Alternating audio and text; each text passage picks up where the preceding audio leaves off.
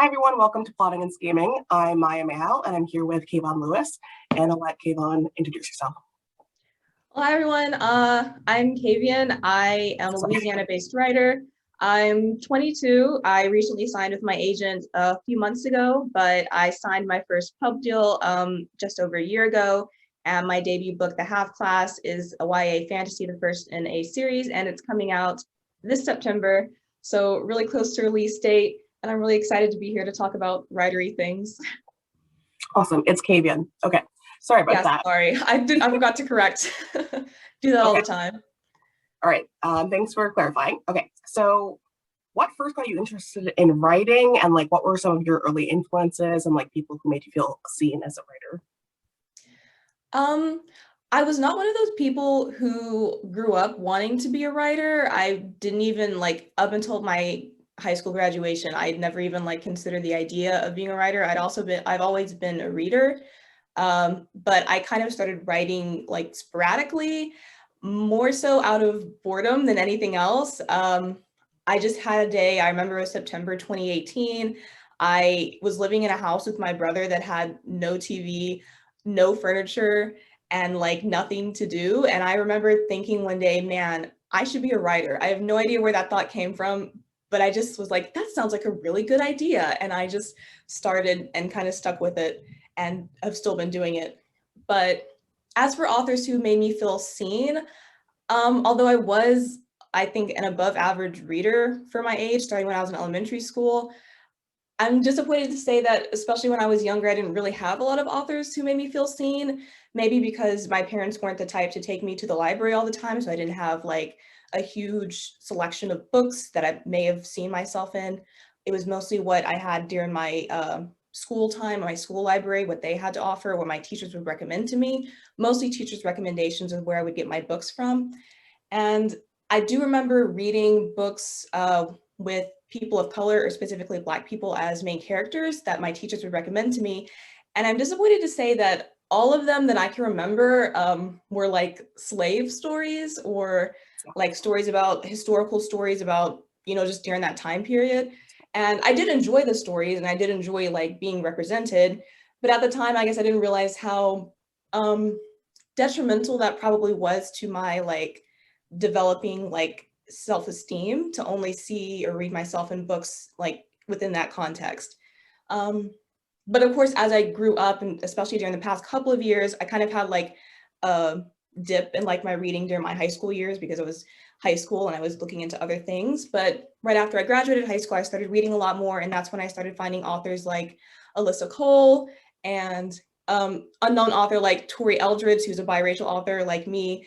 And I finally found like my little niche of like, oh my gosh, people of color authors, people of color write books about people who are kind of like me. So it's kind of been like I'm getting all that I wanted when I was a kid right now, and finally seeing myself as seen. And now that I'm writing, also kind of contributing to what I wish I had when I was younger. So. Yeah, thank you so much for sharing that because I feel like I've noticed the same thing. Like there's a lot of historical novels, which is great, about the Black experience. But I feel like when that's the only thing that you see, it can be a little bit limiting. And so I feel like when you're able to like see yourself represented in like something that's like a little more modern, and then like even beyond that, moving into like sci-fi and fantasy as well, I feel like it's really empowering to see that. So that's really cool, and thank you for sharing that. And okay, so if you want to talk a little bit about okay, so your writing history. So you didn't see that much that represented you, but like you started writing, and then how many books did you write before you were like, okay, I want to be a professional writer and like really get into this? Okay, well, I feel like I've been on a weird fast track, although it's been like a couple years since I started writing to becoming more on like the professional side of writing. But it was like I wrote my first book. I'm just gonna spoil it and say that it's been 10 books in between like my first book and the book that got me my agent. That was book number 10.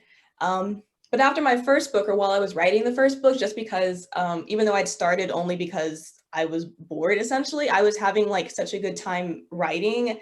It was almost like, why haven't I been doing this my entire life? It's like this is a thing that like I know that I want to do now. And although I didn't know anything about the professional publishing world or how books like make it into print, I knew, okay, I'm gonna figure it out. And I don't even know if this is like a career that can make you money, but I know that I want to be an actual author. So I'd say by the time that I got to the end of book one, which was about 2 months into like my writing journeys, when I decided, okay, it might take a while and I need to educate myself, but I want to do this professionally.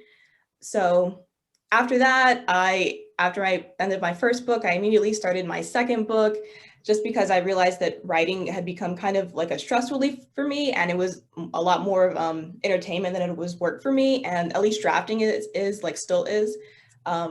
That's when I started like researching querying and agents and how does publishing work. And I kind of queried my first book. I sent out, I think, only 11 queries for that, but I'd say my second book is the first book that I like actually was like, okay, I know what this querying thing is now. I'm gonna try and make it work. And so from there, I don't want to go into the super long story of like all 10 books, but it's been kind of like a hopscotch of like, okay, I like this book. This one's not good enough to query. I'll query this one a little bit. And it's just been kind of like jumping from, let me try this and this very leisurely for like the past 2 years until I finally got to the book. So I haven't been like aggressively trying with each book to like get that book to be the one. I was very like relaxed about my querying process because I knew that like I'm doing this writer thing because first and foremost I like writing, and eventually like the publishing things will like fall into place. Does that make sense? Yeah, definitely, for sure. So in terms of like when you were like, okay, you thought you're ready to start querying, um, how did you like build a community of people to kind of like help you out with that? Like, were you just querying by yourself, or did you have like CPs and betas? Like, how did you navigate that? Probably for about the first like maybe 9 months. I started writing in September 2018, and until like summer 2019 is when I first like ever got involved in like the critique partner thing and beta reading thing. Um, I until like recently have never been into like social media like at all. I didn't have any social media in high school. So maybe that put me at a disadvantage in terms of like I didn't have like the writer Twitter or the like Instagram, like Bookstagram thing. So I wasn't really connected to anybody in that way. For the first couple of months, I really was just on my own, which was totally fine. I don't have any like real life writer friends that I could talk to about any of this, but was keeping up with like my educating myself about what you're supposed to be doing as a writer when you're like trying to get agented and everything.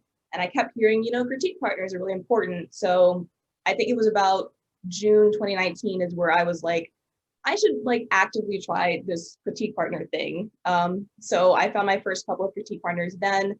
I was working on my third book then. And I found one on Reddit and one on a beta site called Critique Match. I don't even know if it's still up. Um, and both of those lovely ladies are still my critique partners to this day. So it That's took me a awesome. while, but I finally figured out that I should probably get some of those. That's really cool because like I always ask people about that, like how they met like the people that they work with, in terms of like critiquing and Reddit. That's the first time anyone's ever said Reddit, so that's really interesting. And yeah, thanks for sharing that side as well. And yeah, it's just kind of interesting process because like I was pretty like absent from social media for like most of the time before I started querying. Like I just didn't have any idea like there were communities that you could kind of like talk to, about like, hey, like I need someone to like maybe help me out. Are you writing something similar? And that's what really helped me a lot. But mentorship programs, like I heard about Pitch Wars through like Tomi Adeyemi, who wrote Children of Blood and Bone. She did like a podcast where she was talking about Pitch Wars plots. So I'm like, okay, let me look this up. And then that's how I started going on Twitter and like discovering all these people who were like mentors and mentees of the Pitch Wars program. And I applied last year. I didn't get in, but that's still how I met a lot of people. So have you done any mentorship programs? I have. I am a author mentor match round 8 mentee. It's this year. I guess I'm alum now, which is exciting.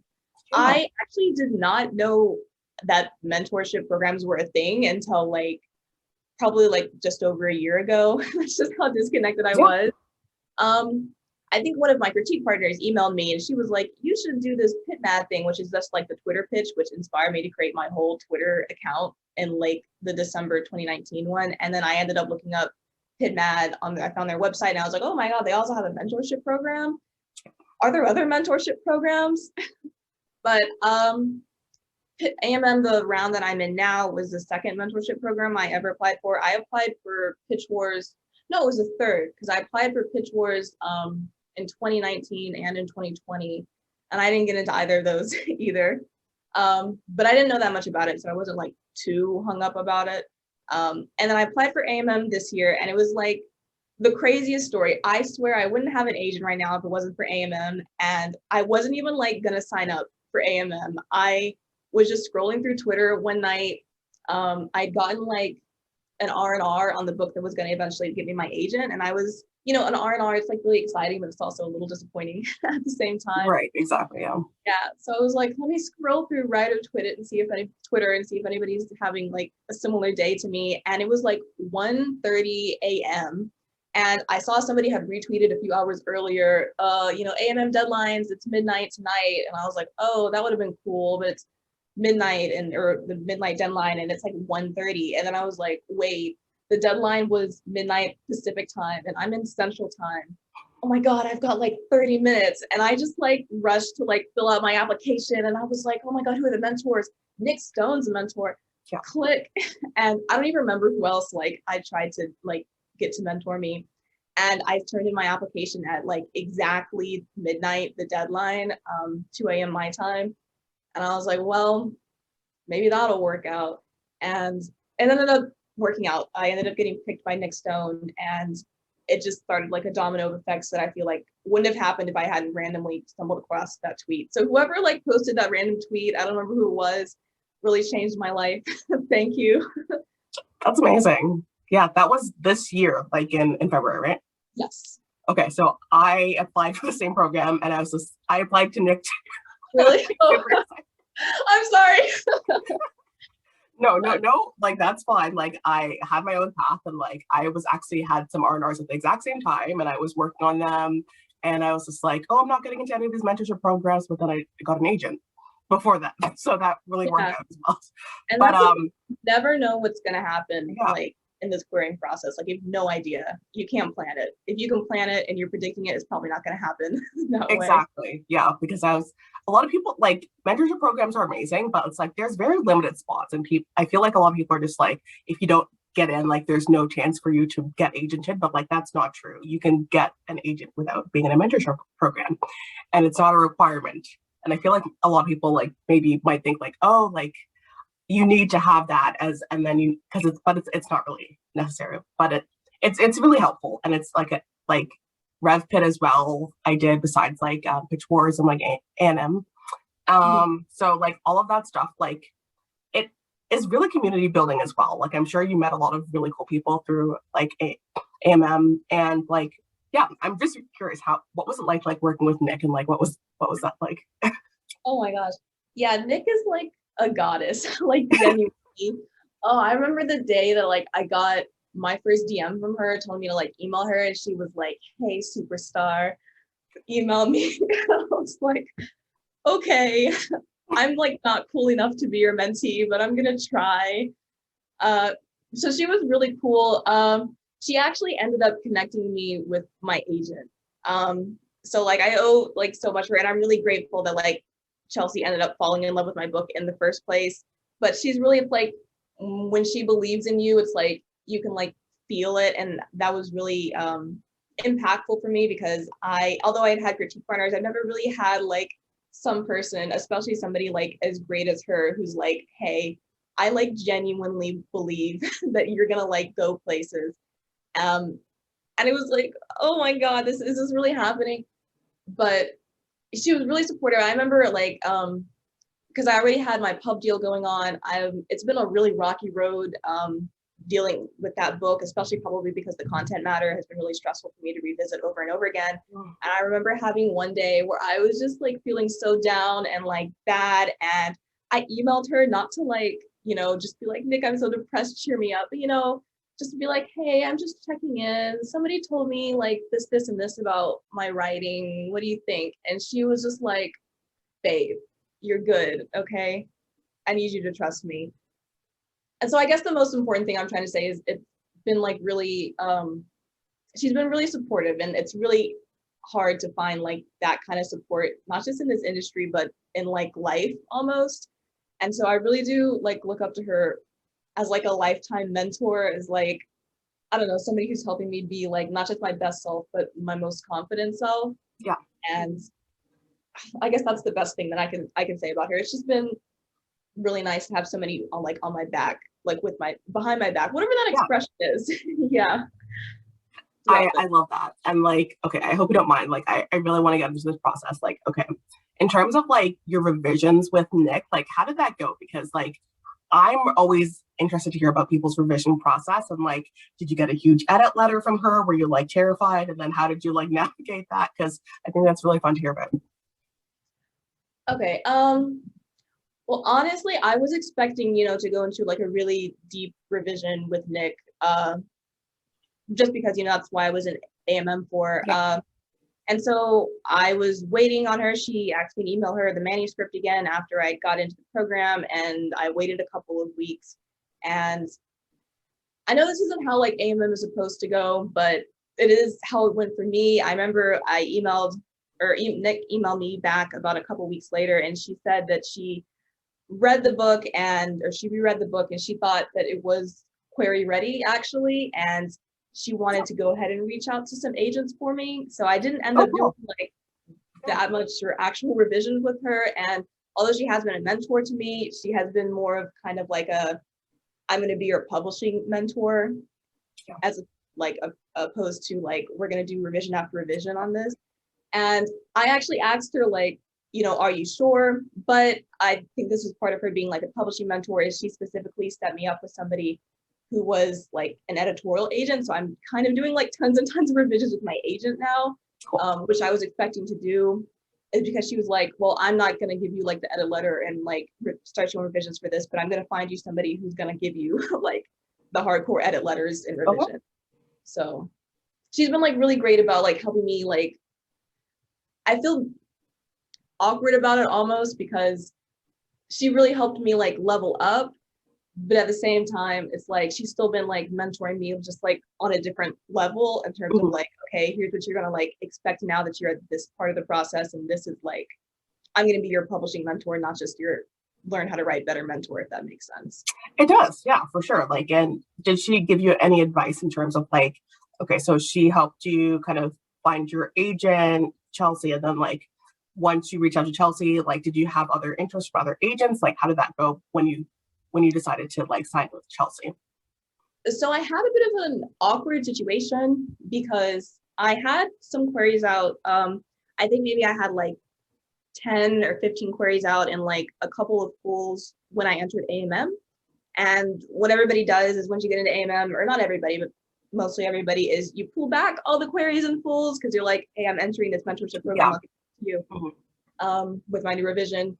And so when I ended up having my call with Chelsea at the time, I didn't have any queries or pools out. So I was like, I don't really know what to do.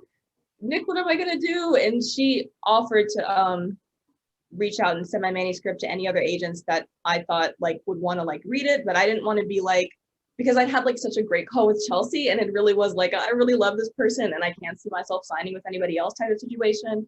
So I was like, no, I'm just gonna reach out to like the like 2 or 3 agents that like had my full before AMM. So I reached out to those agents and they asked to read. It was about 2 or 3 agents, I think, and none of them ended up offering, which is fine because I kept going through like my list of them while they had like the books during my like 2 weeks waiting period. And I was like, these are great people, but like, I don't think I would like leave Chelsea to sign with these people. So it was kind of weird because I didn't really have any like queries out at the time that I had my offer, which is bizarre, which is why I keep saying that it's never going to happen how you expect it to happen. Exactly. Yeah. It's a pretty unique experience that you're describing because like, but also it sounds like a little like in terms of like, you're like, okay, you already knew, you spoke with Chelsea and you're just like, she's the one, this is great. I feel like that's awesome because it's like, for me, like, I did have a couple different offers and it was like one of the hardest decisions I've ever made. It was so difficult. I was just like, because I knew all of them could really help me in Mm. very unique ways. But then I was just like, okay, I know, like, I just really, when I chose my agents, I was just like, okay, they really have this vision and it really lines up the most with my vision. And it was so difficult. It was really, really hard. But yeah, it's really interesting to hear about your experience because like these unique experiences, like they might happen to other people and people be like, oh, that's rare, but it's like it does happen. So I appreciate you sharing your experience with that. So it's kind of like that's really cool that like you were in AMM and then it's kind of like your manuscript was just ready. But then okay, so when you signed with Chelsea, you said she had some edits for you. So like how did that process go? I'm just kind of interested. Right. So about a couple days after I signed with Chelsea, I did my Twitter announcement. I was like on cloud nine for a couple days. She emailed me my first edit letter, and it was really long. It was like 7 pages long, because Chelsea, she used to be editor at Random House. So I was like, okay, this is like her thing. And I could tell while I was reading the edit letter, and I was a little intimidated, I'll say, because like at the beginning there was like an introduction where she was like, know that like I love this book and I love these characters and I believe in it. And she was also like, well, I do have high expectations, but it's because I know you can do it. And then I was like, oh wow, cue anxiety. But I was going to give it my best shot. So I got my 7-page edit letter, and there was points about, pacing, mostly big picture thoughts, like about pacing and like character motivations. And it was all like perfectly outlined, like in the like least confusing way like ever. And I was like, oh my God, this is so easy to digest. So I took a couple days to like look over it and like get to the point where I could read it without like having a bunch of heart palpitations as one does.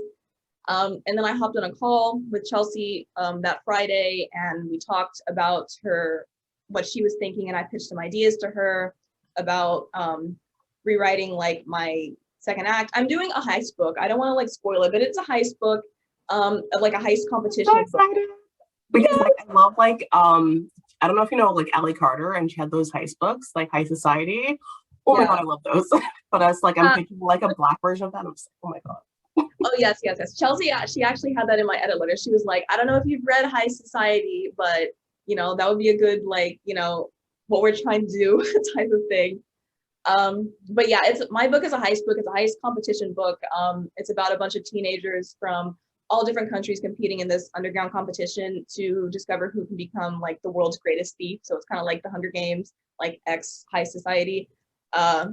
So that sounds amazing. Like I'm literally so excited.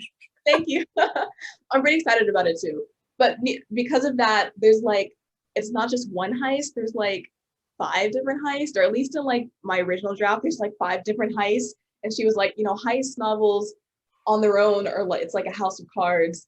And, I'm doing like 5 heists and, so let's try and like nail all of them. And her thoughts about, she was like, let's make it like even more like cool like spy stuff. And I like stuff like flipping through laser grids and like disabling security cameras. Like that's the kind of stuff that people want in their heist books. And she was like, let's do more of that. And I was like, okay, I'll do that. I love that. So I went into like my first round of revisions.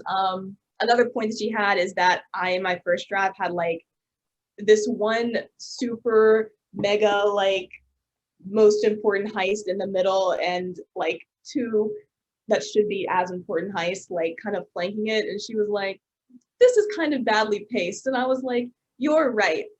What am I going to do? Rewrite all of Act 2. Or that's like the way that I interpreted that. So I was doing a lot of rewriting during my first like revision round, which took me about a month. It was, I guess, a little intimidating, but I knew that I was going to go into it like having to take a lot of things apart. So I did a lot of rewriting and like rearranging things and like trying to make things like as cool as possible.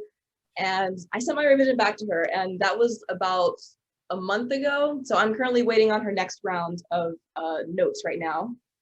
So Okay, that sounds awesome. Honestly, yeah, like I'm just like, I'm just gonna be anticipating that for the future. That sounds really cool. And yeah, that's kind of cool to like that you were able to kind of like, okay, yeah, you're pacing, you're able to figure that out in terms of like the different heists and like making sure that I'm like rewriting entire acts, like that's not it's not a joke. It's really difficult. oh yeah.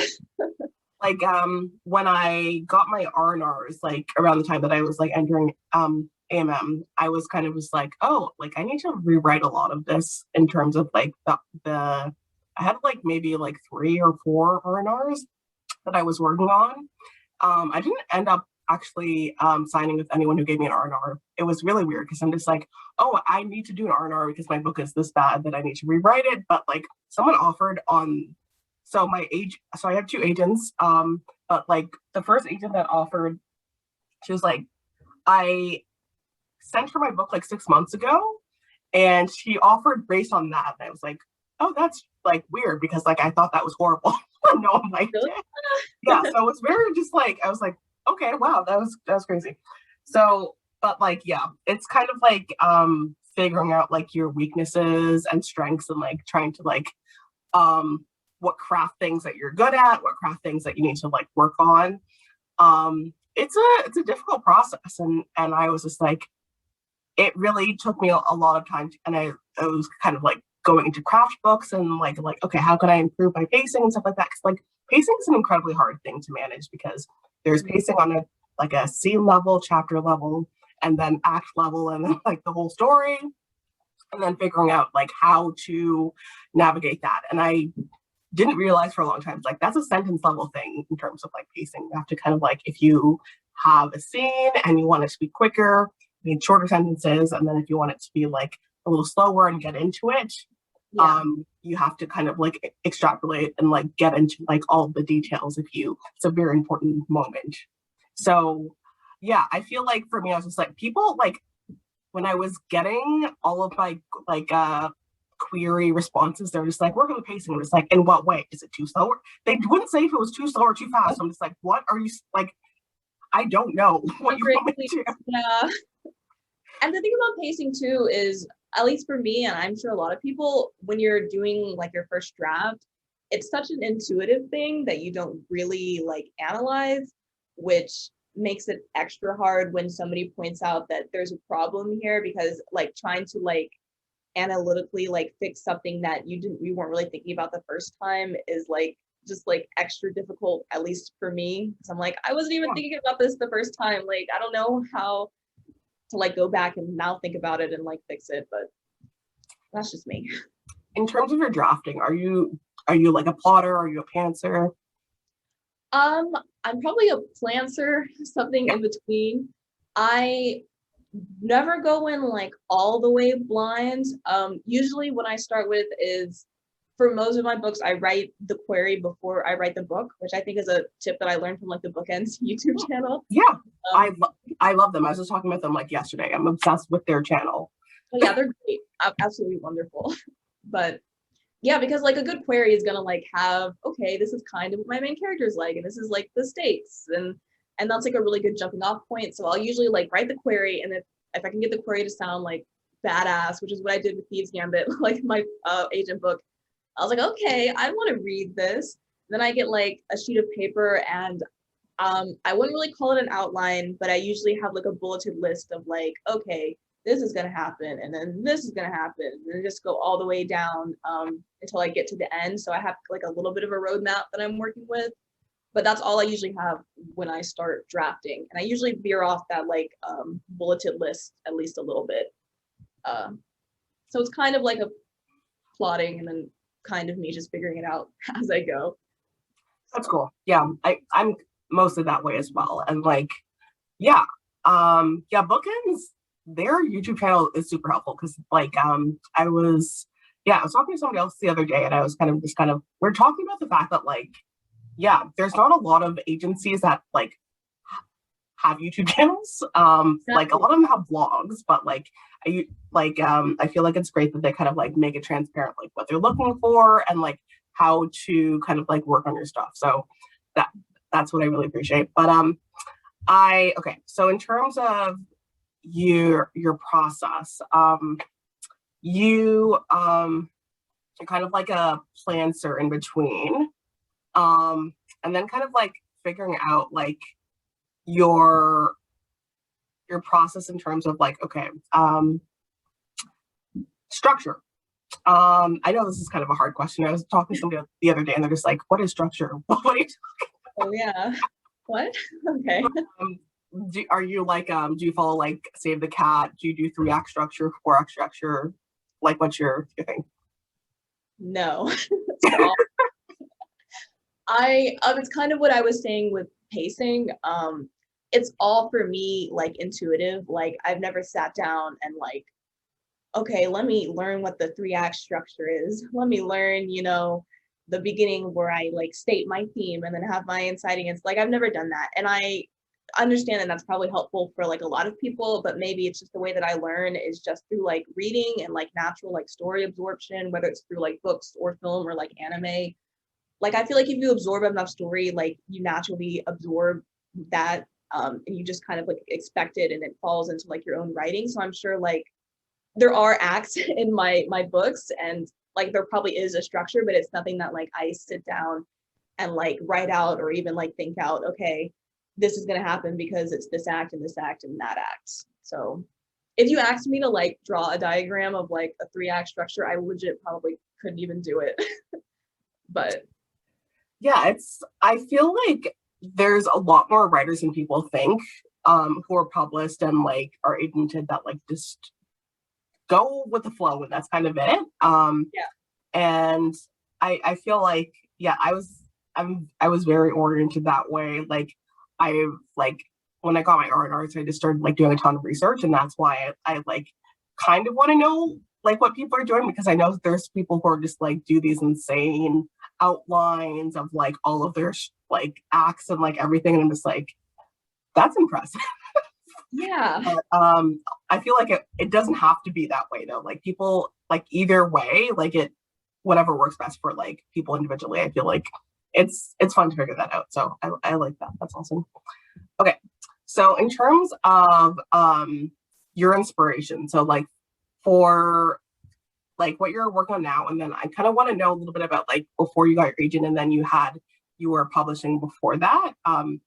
How did that kind of work with those 2 stories? Like what you're inspired by, and then maybe if you want to talk a little bit about before you got your agent, how you connected with your publisher before that. right. Okay. Well, my inspiration is it's like 90% of the time just me having a vivid daydream, like unrelated to writing, because that's just I've always had like I've been a maladaptive daydreamer for like most of my life. And then thinking, oh my God, this would be a good story. I've been like thinking about it obsessively while I'm driving for like a week now. I should just like write a book about it. So that's probably where like the idea for the half class, which is my book that's coming out in September, came from. But on the other hand, I have been having like it's been a reoccurring event that I've been having like dreams that I ended up writing books about lately. And I know that sounds like so cliche, like, oh my God, it was given to me in a dream, but No, I've heard a lot of people say that. Like it's not yeah, like a random thing. Like, and I'm just like, this is a thing. A lot of people have that experience, which is cool. exactly, yeah. And that's how I got Thieves Gambit, the Asian book. I was like not thinking anything about heist books, or I've never even been that into like heist movies or something. I'll watch them like passively, but I was working on another book at the time. It was October, this past October, and I was gonna get up early and go to the library and work on that book. And then I was like half asleep, it was like 9 a.m. And I just had this, it was like the most clear, like dreamed sentence that I've ever like heard. And it was like a competition about thieves. Like it was like somebody just said it to me like in my dream. And I was like, oh my God. And then I shot up and I was like, that would be a really cool book idea.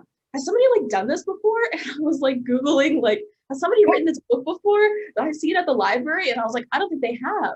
I think I need to write this book. And I completely dropped the other project that I was working on. And I was like, okay, let me write the query for this. And if I can get down a good query, then I'm going to write the book. And that's where it came from. I have no idea if it came from like the Akashic records or some kind of like spiritual version. Love that. Yeah. Yeah, but it just kind of dropped into my head. And that's happened to maybe like 2 or 3 other times. That's happened where it just drops into my head. But the other times it's usually like a slow build of like, oh, I'm daydreaming about Yeah. this. This would be a good book. Let me like plan it out. But Yeah, that's really interesting to hear. And like, yeah, I feel like a lot of people are just like, oh, it's kind of like woohoo stuff. It's just like, how did you think of that in a dream or whatever? Or like, I feel like so many people I've talked to have had that experience. I'm just like, I've never had like my entire like story come up to me in a dream, but like I have this book that I'm working on with my agents. It's like a ballerina book. And she has like a love interest who's like a musician. And I was like, what am I going to do after this book? I have no idea. And like, I just had this thought instantly, like, and it was like a while after I was just like, okay, I'm trying to work on this. I don't know what I'm going to do next. Am I going to continue with these characters or not? And then in an instant, the entire plot for the second book, companion book, came to me, and it was that's cool. basically like her musician boyfriend, his song about her went viral, and then him kind of like dealing with like fame and everything. And like the entire thing came to my head. I was like, how did that come to me so quickly? Because like I had no ideas for like a year on that. So it's just like that inspiration, like I don't know where it comes from, but it's, I feel like, never discount the power of inspiration and imagination. Like it just like it can just come really quickly. So I love that. And like that entire thing of just like a competition for thieves, I'm like, that is like, I'm it's inspired. Like I think that's great. Like it's gonna be super popular. I also love the name as well. And it kind of like brings to mind like Queen's Camp Gambit, which I just watched like last week and I'm obsessed with that. Have you seen it? I have not actually. My brother just watched the series with my mom, and we're both like fanatic chess players. We're not like professionals. Oh So, yeah. but we do play chess with each other a lot. He was like, "Hey, we need to watch this show." And I was like, "Yeah, I'll get around to it." As a But chess player, like you're gonna love it because like I don't play chess and I was just like fascinated. but yeah, it's on my to watch list. Yeah, So, but I that's totally did awesome. not steal my title from that. I had like that title. This may be weird, but I'm the kind of type of person who like I kind of hoard like title and character names like on the notes in my phone where I'm like, Yeah. this would be a cool character name. This would be a cool thing to put in a title. And that's just like Gambit was like on my list of like cool title things or words to put in title, and that's just where I got it from. Random thought. No, that's really cool. And like there's actually like this young adult book about like a professional Scrabble player. And it really reminds me of Queen's Gambit as well. So I'm super excited for that. I don't have the, can't remember the name right now, but I love those kind of competition like stories. Okay. So yeah. Okay. So I've kind of like jumped around with the questions, but so in terms of like what advice would you like give to yourself when you're starting out? And like, yeah, I'd like to hear that if you'd like to share. Yeah. I don't have really any like I guess technical advice that I would give to my younger self because like I don't know. I feel like learning like and making mistakes, like they were all good for me. And I wouldn't want to like prevent myself from like having made any of those. But I guess it's just like a general piece of advice I would just warn myself, like, hey, remember, you're in this for like the long haul. And, at the end of the day, like you write for yourself, you're not writing to get an agent, you're not writing for readers, write every story as if you're just going to give it to your future self and like nobody else. Because although I have had that mentality for like maybe like 70% of the time while I'm writing, it is easy, especially when although like writer communities like Twitter and everything are great, it is easy when you're like surrounded by those to get swept up in the idea of like, oh, this is pointless if this like book doesn't work out and I have to work on this something else. So just remembering, I'd tell little Kayvion, like, remember, like, this is just for you. And if you're not having a good time, then, move on to another project. And it's not about, just trying to get to the finish line. Just make sure you're having a good time and don't stress out about querying too much. But, Yeah, that's great advice. Like, I feel like it being for you, if it's not for you, it's like keeping that passion for a book through revisions is impossible if you're just like not writing for yourself. You know what I mean? So I feel like that's super essential. It's like, I feel like even now, like I'm working on like my revisions for my agent, and I'm just like, it's a good thing I like this book because I've read it, like I've rewritten it so many times. I've read it hundreds of times at this point. And it's just like, if I didn't like this book, like what would the point be? You know what I mean? Like you Mhm. just have to just love it to the point of it's like, I've literally read the same sentence so many. Yeah. You have to have this insane passion that like I'm guessing maybe some people cannot imagine for like something that they're working on. It's just like you have to get to this certain point where you're just like, I just love this. Like I just want to have it out in the world, and it doesn't matter how long it's going to take me to work on this or like get it right. So it has to be for you Agree. ultimately. So that's amazing advice. Um, so I appreciate you giving that advice. And okay, so I originally had the question of like in the query trenches, what advice would you give querying authors? But I know you weren't querying for that long. So like maybe for like people who are entering like mentorship programs, maybe some advice for them. Right. Well, of course, don't expect anything. The rule number one. Um, be open to like all like feedback and criticism, which is like a good general rule for like this entire industry. And like just know that like the mentorship program like is not like a guaranteed end. I know from like my experience and from like my fellow mentees experience that one, you might not get an agent from like your mentorship program, so you should be going into it just with the goal of taking away whatever you can. And don't assume also that just because you might be doing revisions with your mentor that like your agent isn't going to want to do revisions with you as well. uh, so just general rules, just don't expect anything, go in like giving it your best and like open to like any feedback, just to like absorb a whole new opportunity more than anything else. But don't ever think you've crossed the finish line because you probably haven't.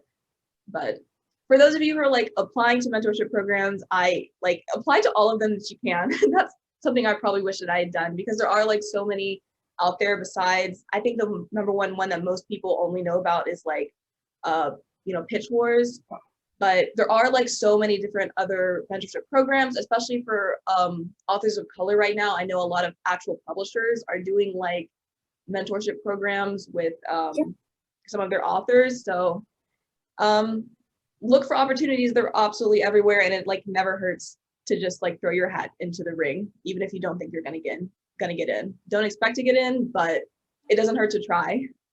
Yeah, I think that's amazing advice because I feel like it's such a common experience. People will be like, "Oh, well, I want to enter this, but like I don't know if I'm ready. Maybe I shouldn't. Maybe I should wait till next year." And like just kind of going ahead with it, I feel like is the best course of action because like even if you don't get in, it's still like really affirming to just be like, I'm gonna put my hat in the ring and we'll see what happens. And before I ask you the final question about recommendations for books, I did want to loop around to like publishers. So you have the half class, and I just wanted to see like ask you a little bit about how that came about in terms of you working with a publisher before you got an agent. Yeah, definitely a very like bizarre backwards experience. Um, but I had written the half class in the summer of 2019, and I queried it to like agents to like moderate success. I had like I think maybe in total I had like 5 pull requests, and out of like around like 35 queries, and then like none of them panned out. And so because I'm always moving on from project to project, I kind of like put the book away, and I was like, well, guess I wasn't the one. It was fun to write though.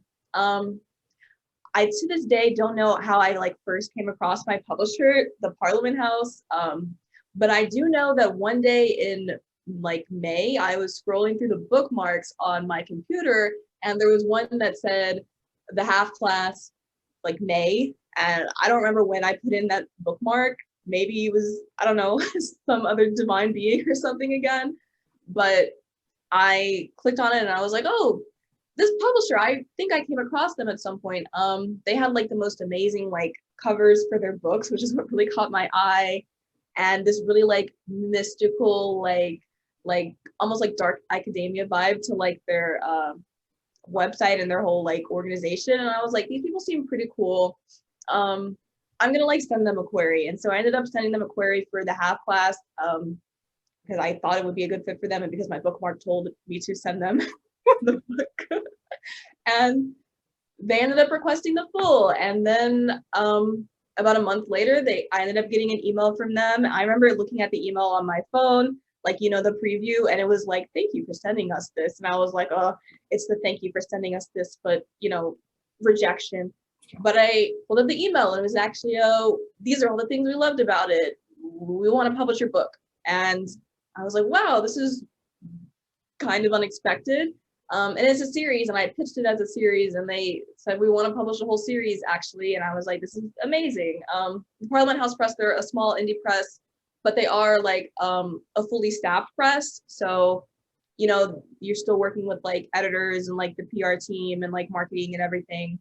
But because they're a small press, they don't require agency submissions, which is why I was able to like send them my manuscript.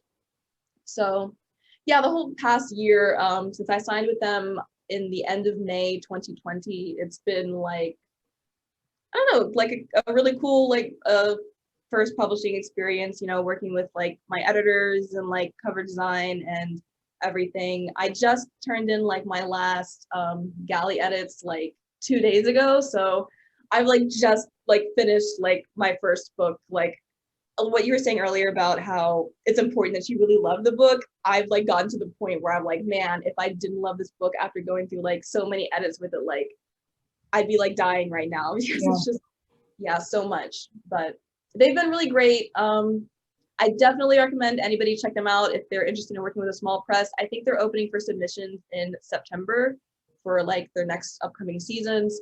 Their website is parliamenthousepress.com.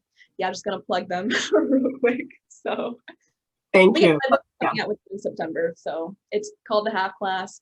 Everybody go add it to your Goodreads, please. Help a young author out. I will definitely put the links to that because like the cover is amazing. It's so gorgeous. I was checking it out, and yeah, thank you for sharing that because I haven't talked to anyone who has worked directly with a publisher rather than an agent in terms of their books. So it's kind of cool hearing that process. And yeah, it's just like I feel like there's so many different avenues for authors to go. And I feel like a lot of people are just like, oh, it has to be traditional, you have to go that way. But like you can go like and just do, you can go with a publisher and then get an agent. And I feel like a lot of people don't know that you can do both. So that's really cool to hear your story. So thank you for sharing that. It's really cool. Okay, so I would like to hear about some of your recommendations. What are some good books you've been reading recently? Oh, none of them are going to be like mainstream new books. Like, it's okay. Me.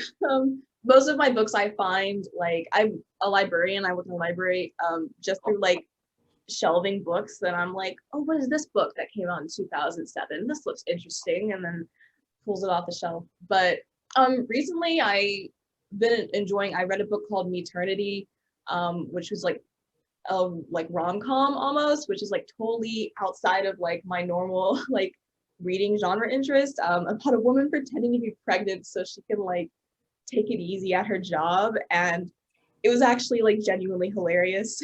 By Megan Foyer. I highly recommend that. I mentioned an author named Tori Eldridge earlier, who's a biracial author. I've never read a book before that I feel like is fan fiction written just for me about my life.